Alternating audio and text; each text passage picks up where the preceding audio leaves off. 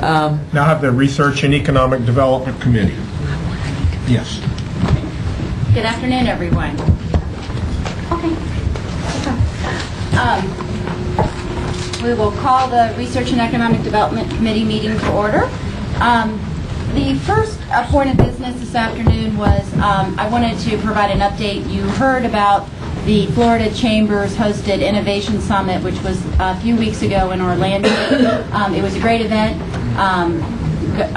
Arlen was there, as was Tico, joined us briefly, and the Chancellor, and Dr. Lamont, and President Ginshap, President Hitt, and President Machen by phone, and a number of our other faculty and research people from around the state were in participation. And Arlen, feel free to chime in, but I thought it was a refreshing conference because it was so positive towards higher education and the absolute critical role that it will play in preparing Florida for a globally competitive economy.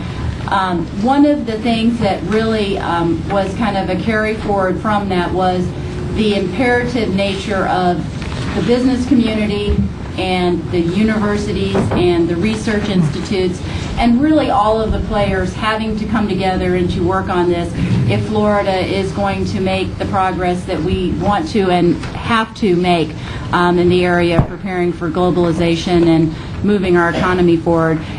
There are many different steps, and one of the other discussions was how do we make this a well-known and understood point to the average citizen that is or is not part of our higher education system, and how do we become relevant in the overall economy and dynamic of our state. And I think that there's going to be some great work together. It was a really great cross-section of 300 to 400 business and education leaders around the state. And I'm very encouraged. They have an ongoing caucus of a smaller group of people, of which the Chancellor and I are both members and will continue in active participation. I think you will hear more from this group. And if you have, the Florida Chamber has on their website information about this and this whole initiative. It's a good resource if you want to look at any of that. Dr. Lamont or Governor Chase, do you have anything you want to add? I think you've covered it pretty adequately. The only thing is it was really encouraging to see the amount of support for the universities and the business community. Absolutely. And that was really came out of that meeting. And I guess I will take one other opportunity to harp on the fact that one of the overwhelming consensus was that we really do have to get the collaboration both amongst our institutions and between our institutions and other facets of our economy, and that needs to be an ongoing imperative. And Dr. Hitt was held up as an example on that one at UCF again and his participation in it. But I do think it's really an exciting movement, and I hope it continues to get more and more effective as time goes on. With that, Dr. Lamont, if you want to give an update. Thank you, Madam Chair. I'll be quite brief on this, but members, I thought you should have a brief update on the status of the 21st century legislation. There's one substantive issue that I'd like to make you aware of, but before I do that, just generally, we since the last meeting, which was actually the first meeting of the Florida Technology Research and Scholarship Board, if you recall, we did a lot of work there in changing some criteria around and so on. This necessitated our changing radically the template for the request for proposals. We produced, I think, a much better template than the one that we had a year ago. We think that it will be easier for principal investigators to use and a lot easier for members of the FTRSB and external consultants to use as well. We sent out that RFP. We were almost on time, a couple days late. We are on time now, and we are expecting letters of intent on October 1st. This will be very important, our first major milestone with the Centers of Excellence. What we should have then will be a good idea of the magnitude of the initial submissions that will be coming in by institution. And there we'll have that will give us a sense of the numbers of proposals that we'll be looking at in which areas, and it will also depending on the magnitude of proposals and the types of proposals, it could result in some further discussion and dialogue between this committee, the FTRSB, and the institutions with respect to further collaboration, with respect to numbers of proposals, and so on. So we're looking forward to get that in, and we'll be happy to provide you with that information as soon as we have it. We did meet with Senator Ring, who, as you know, is keenly interested in the commercialization portion of that legislation, and he could not be at your meeting today, but would very much like to speak with you at an upcoming meeting. And then finally, we have scheduled the next FTRSB meeting. The University of South Florida has very graciously agreed to host that meeting for us. I wanted to bring up the one substantive issue, which is that between the time that the criteria were approved and the new process was approved at the first FTRSB meeting, we've had several conversations with legislative staff on the subject of external reviews. And if you remember, last year we were hobbled by the fact that we did not do external reviews, and we had some pretty esoteric proposals, and it was difficult for everybody. And everybody from the institutions to the board members believed that, and legislative staff believed that doing the external reviews would be very important. Where we left it with the FTRSB was that board believed that it would be good for the institutions to pay the costs associated with the external review. We subsequently have had several conversations with the legislature and legislative staff who are really not comfortable with that methodology. They believe that it potentially can get into some areas that we don't really want to have tails wagging dogs with respect to whether or not these are fees, whether or not there's authority to do so, and so forth and so on. At the end of the day, what the legislative staff would like to do is, and what I've provided them, is with language that would allow taking a very small portion of the dollars associated with the Centers of Excellence program and using those dollars to pay for an external consultant process. We did this on the basis of the information that we had at the time, and they're considering that language. I'll be providing this information to the FTRSB at its next meeting, but I wanted to advise you of it as well. I have had the discussion with Chair Duncan at some length on the issue, and there are several people also who believe that the imposition of paying a fee would probably be disadvantageous to smaller institutions, whereas it probably would not be a determinant for larger institutions with regard to minimizing numbers of submissions. So I'd be very comfortable if we get the money. It is a question of tracking that language through the special session to do so. I think we asked for something less than $400,000 or so to do that, external reviews on the Centers of Excellence, as well as the commercialization program. That's my report on the 21st century legislation, Madam Chair. Okay. Any questions for Dr. Lamont? The only other thing I think I would add on that is just for those that are responding with your proposals, keep in mind, I think you did hear a fairly strong message from the Research and Technology Board that if the constraint of paying for a portion, for the reviews and doing that we are still looking for the institutions to make sure that they are really focusing their submissions on those that are of most importance and most likely to succeed in keeping with the intent of the legislation. So I would not view that as a hall pass to a free-for-all as far as what the heck, go ahead and submit it.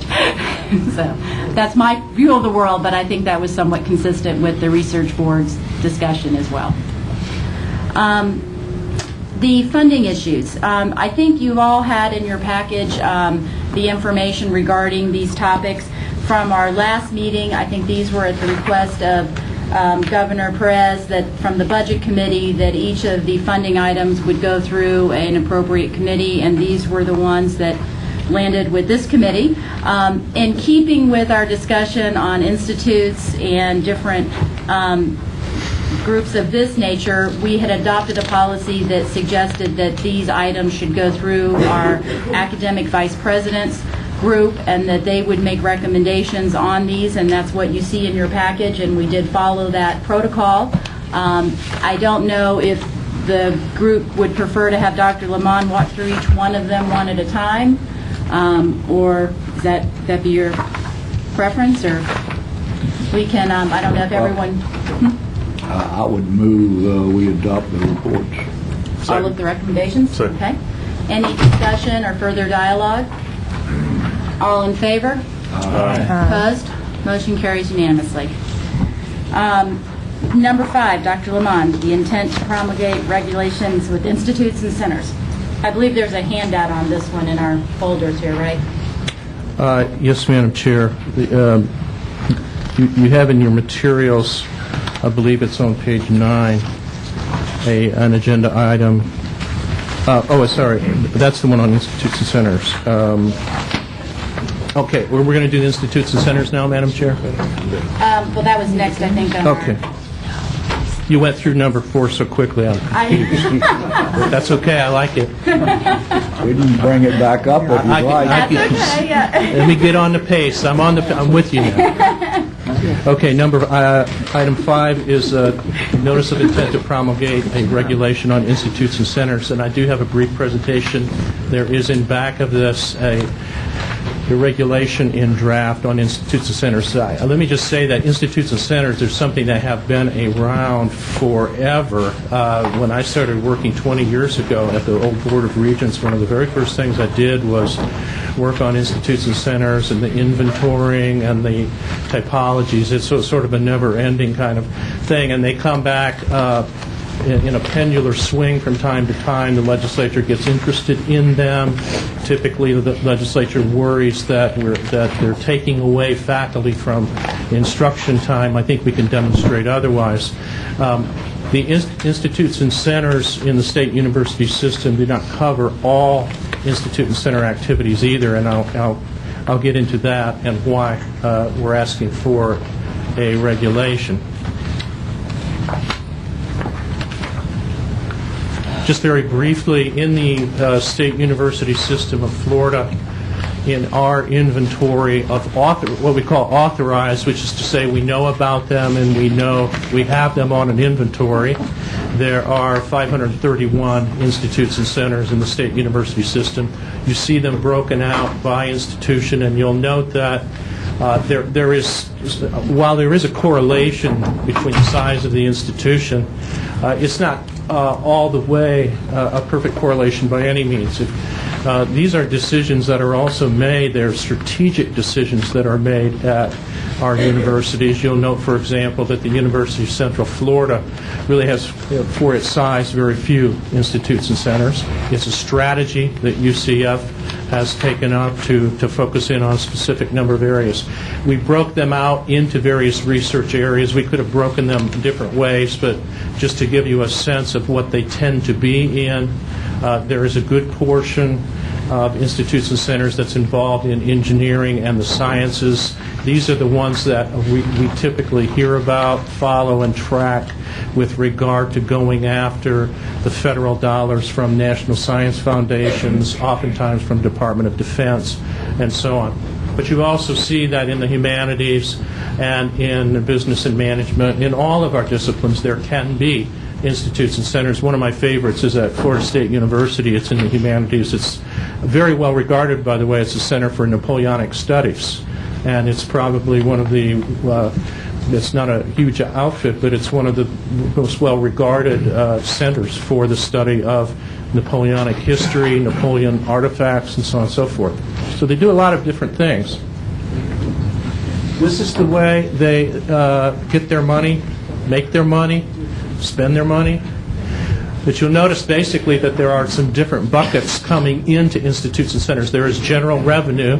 This is that portion of money that again, the legislature gets nervous about with institutes and centers and worries that this is taking away from instruction. Typically what happens in this, these are millions of dollars, by the way, but usually the way that this plays out on a campus is that a portion of a faculty member's time that is devoted to research and is supposed to be devoted to research, it might be 25% of his or her time, gets factored into the general revenue of an institute and center. So that faculty member's time may be bought out by the institute and center and the money's transferred, but it doesn't really translate at all to faculty finding themselves with reduced teaching loads or reduced advising loads. This is just actually institutes and centers very good transport mechanism for ramping up collaboration and for moving across academic units and creating collaborative ties from one discipline to another for purposes of going out and getting that third column, contracts and grants, or fees for services and private funding. You'll notice that there is a strong return on investment typically in contracts and grants. Oftentimes it's $5 for every dollar, $4 for every dollar, even more than that, depending again. Look again at UCF. Remember that UCF only had 23 institutes and centers, and yet their contracts and grants were running around almost $50 million out of there. So it depends on the activity of the institute and center. So they are good sources of revenue for the state university system. These dollars buy oftentimes equipment. They buy graduate student stipends and all manner of support and infrastructure for conducting the business of academia and higher education. This is one of our huge resources, external resources, incoming dollars. Last point before I move on is that very often, especially in the sciences, when you secure high-level, high-visibility contracts from the Department of Defense or the National Institute of Health, National Science Foundation, you do not have a lot of latitude in moving those dollars around at all.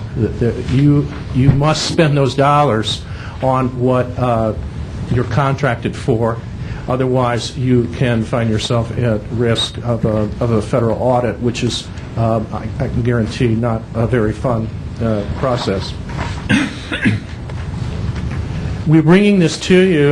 The timeliness of talking about institutes and centers is that OPAGA did a study on institutes and centers. It took them about a year and a half to do it. They were quite thorough, 2-volume study. They looked at institutes and centers. They visited many of our campuses and many of our institutes and centers, again, at the request of the legislature, answering the questions of were they good investments, was there appropriate oversight, were there recommendations. And we're very pleased, actually, that this is one of the most proactive OPAGA reports that we've seen.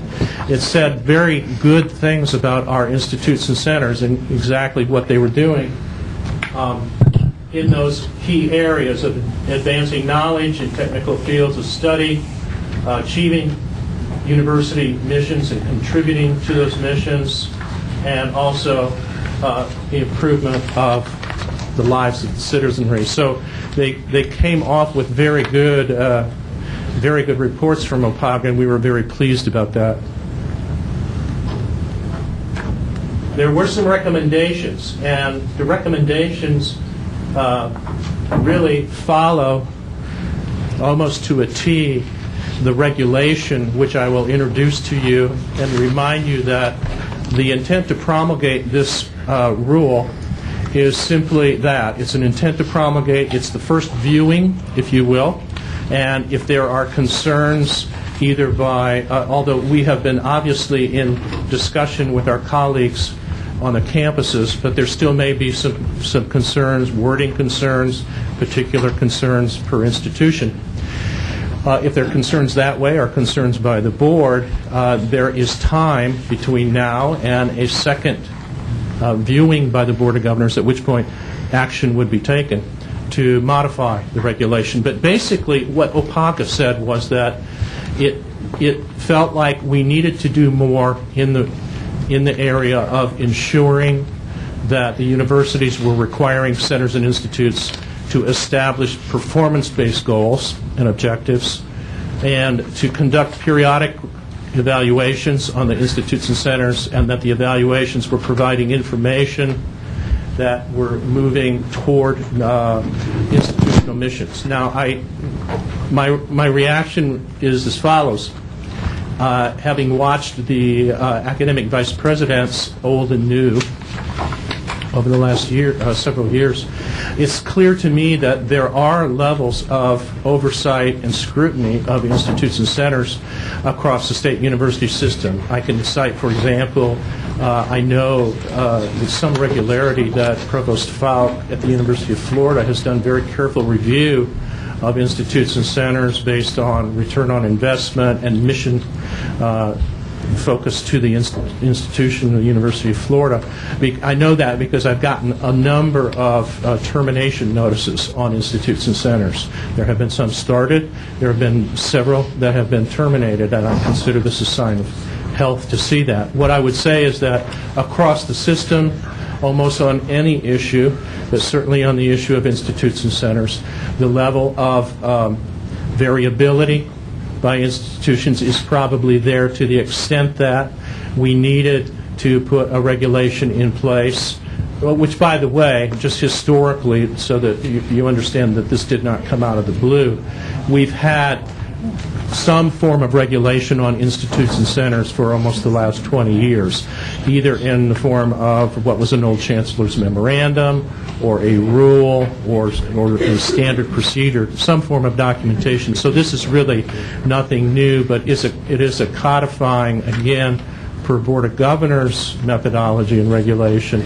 on levels of ensuring that, because our office is not going to be able to adequately review 500 institutes and centers. We do what we do, which is we collect the information on budget. We will look to see generally about some kinds of issues, maybe an egregious error can pop out at us, but we must rely on the campuses to do their own due diligence. At the end of the day, that's the only way that we can run an accountability system on something like institutes and centers. So what we are proposing is a regulation that ensures, in terms of creating institutes and centers, reviewing them, evaluations, and attention to their missions and so on, that this be an action that is performed by the institution. And Madam Chair, I'll be happy to answer any questions about the regulation if you'd like. And I think just one other point of clarification on this. For example, with the Centers of Excellence, there may be additional audit requirements that can go towards those from a financial measure or meeting the goals of the legislation. By no means would this mitigate our ability to monitor any other type of special programs that we are running. I think this just sets the baseline on that point, correct? Yes, 2 points there. Very good. The first point is that what we do best, I think, is provide minimum levels of acceptable codification, and that institutions are certainly free to and do go beyond those levels with other and more rigorous kinds of review and so on. That's the first point. The second point is the point of this slide here, that there are entities such as the Institute for Human and Machine Cognition, the Moffitt Cancer Center, entities with the moniker Institute and Center that are not really covered by this regulation. In fact, even the Centers of Excellence, as we are creating them in the 21st century legislation, don't really fall within this, and that's why we do their annual report separately on them. So this committee and this board is certainly free to go back into any of these other entities as well. And I'm sorry, yes, Governor Pappas. I didn't mean to interrupt. No, it's good. Go ahead. I spoke with staff about this when I had my briefing, and one thing I do want to point out, we in the last 12 to 15 months have had issues with some accountability issues with institutes and or centers on fiscal reporting. And I think the university's handled the situations very appropriately. And I'm very supportive of the institutes and centers for all the obvious reasons that are listed here. But I will say that I believe that we should take up at some point some best practices approach to the audit function, because they are variable to very great degrees depending upon the nature of the institute or center, and whether fair, unfair. Undoubtedly, if something does go wrong, the universities themselves will be, in essence, measured by the performance of those entities, no matter how independent they are. So my recommendation in working with staff, and particularly with our universities who have had a considerable experience in this area, that we pull together some best practices through audit and compliance and make sure that all of our universities implement those in functioning with these important vehicles who are not part of our financial reporting process. And so we need to be sure we understand how those interface. Should we make that a motion, or is that No, just going to happen? I will deal with that separately, and I think staff will be very supportive. I just want the board to be aware that that is really not part of this regulation. Absolutely. And I think it would even be good to have, when we have one of our trustee gatherings, to have some just general best practices on how the centers and institutes are being reviewed on the broader level and how they're being, maximized to their greatest potential. This is obviously an important component where we touch a lot of different areas and things, and I would like to see it added to that agenda just from a general best practices discussion as well. Sure, absolutely. Madam Chair, I just, first of all, I want to thank you for mentioning that we do have institutes or centers or other entities that we really need to have a serious discussion about, and it does relate to the Institute for Human and Machine Cognition in Moffett. We do nominally they do come through our budget, and we are nominally responsible for them, and yet we have very little oversight and virtually no accountability that I'm aware of to understand on an annual basis what they are accomplishing. And I just want to mention again to the board, and I did mention this at the last meeting, that I am concerned about that, and I think at a certain point we're going to have to develop an approach that will protect the fiduciary interest of the board and the state university system in the context of these obligations. I know they produce a lot. I know that they're very valuable, but we don't have a formal discussion about that yet. We have responsibility budgetarily for them. Absolutely. And I'm not sure, the Bird Center may be another one that falls into that category. There may be a few others out there that and I don't mean for this dialogue to be singling out or missing any. What I would like to maybe ask is that staff do bring that specific discussion item back to us of those unique situations with some thoughts. Make sure that we do reach out to those institutions and let them know we're going to be talking at length on those subjects, and that we do need to start that dialogue. Somehow, some way, we need to get our arms around that and come up with our right protocol and action items related to those groups. Do you need a motion then on the proposed regulation? What are you? I don't believe so. We do, Richard? Yeah. Even at this first stage? We need a motion to carry it forward. Of our intent to promulgate, yes. Okay. So moved. Is there a second? Second. Any further discussion? All in favor? Opposed? Motion carries. Thank you. Next, Dr. Lamont, you want to continue? Very quickly, this is an old artifact, a historical artifact that we are recommending repeal. It is a regulation on something called the Incentive Efficiency Program, which was an old program that provided the universities the flexibility of setting up reward structures for faculty and staff for improvements of efficiency and effectiveness.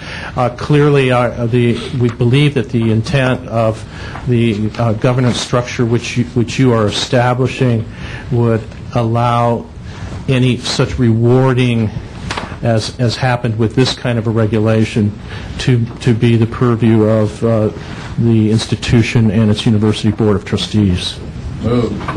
Second. Any discussion, questions? All in favor? Aye. Opposed? Motion carries. Dr. Rogers.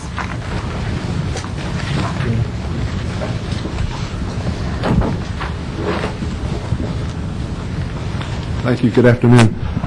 There's a summary document in your agenda regarding this item. At the interest of Governor Duncan, we surveyed the offices of research of the universities and asked two questions. We wanted to see if there were formal policies in place, written policies regarding the utilization and sharing of research equipment and research laboratory space. The surveys confirmed, as you might imagine, research in the SUS is a high priority. It occurs collaboratively throughout the system. Research in a specific disciplines are often done among the system from various faculty of various universities, particularly now with technology in place. In fact, research typically occurs in a specific discipline globally around the world through technology, and the surveys confirm that for us. At most universities, there's core research facilities in place that students, faculty, and staff can share regardless of their unit, their department, their college. Some universities have university-wide committees that work on setting priorities for the equipment and their space. And many campuses reported back to us that space is so tight that oftentimes it requires sharing. So sharing is something that works naturally in the university environment of space and equipment. Some universities have formal agreements in place with their external entities as far as how they collaborate with their space. And much of the research also in our system is guided by federal grants in which there's reciprocal sharing that is written into the grant itself. So our faculty is very comfortable having to share the components of their research. And I want to emphasize the global nature of research now through technology. Most of our universities have research entities in place and activities and projects that are occurring around the world. So to summarize for you, there's no formal policies that are written at each university dealing with the sharing of space and equipment, but it's occurring naturally, it's occurring regularly, and it's just an active component of our research universities.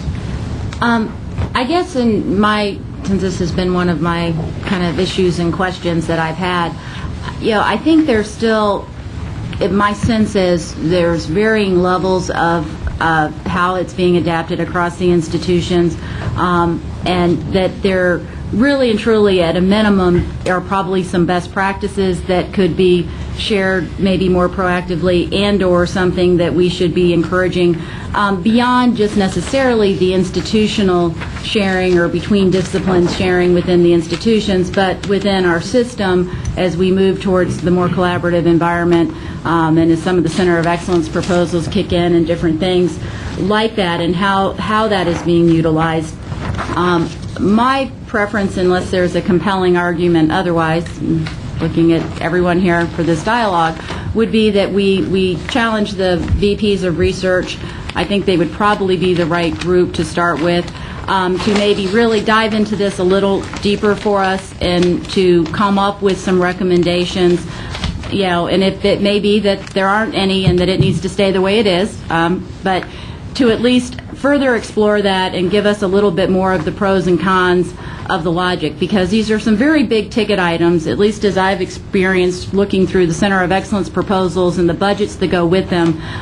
There's some big ticket items, and my fear is that our system somewhat, when you have the grant dollars, and I understand some of the federal constraints, but that kind of when you get it paid for, I'm not sure what the mechanism incentive is to share when it's coming through your grants, and I think we're almost disincentivizing that behavior to some degree, and at least for what we can control from the state revenue side of it, I would like to explore what are the best practices and some opportunities to encourage the behavior that we're looking for rather than discourage it. And I also understand from the federal grant side that at least at the end of the grants there's usually some negotiation or opportunity for the assumption of the equipment, and that possibly there are opportunities to be more aggressive on negotiating that earlier in the tenure. And I want to make sure that we're not just saying there's constraints and so we can't do anything about it. I'd like to have more of a dialogue on what are the opportunities that we can increase the utilization, because we're never going to have enough money for this research. I just want to make sure we're getting the most bang for the buck out of the higher ticket items that we're investing in with our state resources. We'd be glad to pull those vice presidents together. They're a very cohesive group, and they work with us oftentimes. And when we need information from them, we'd be glad to pull them together. I mean, from the president's and provost's side, is there any reason we shouldn't do this? Okay.